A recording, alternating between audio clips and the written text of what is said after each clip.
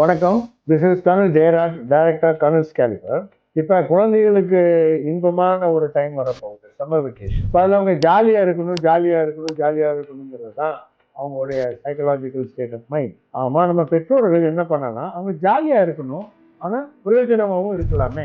அப்போ எங்ககிட்ட இருக்கிற இந்த சம்மர் கேம்ப், ஷார்ட் கோர்ஸில் நீங்கள் போட்டு விட்டீங்கன்னா அவங்க ஜாலியாகவும் இருப்பாங்க.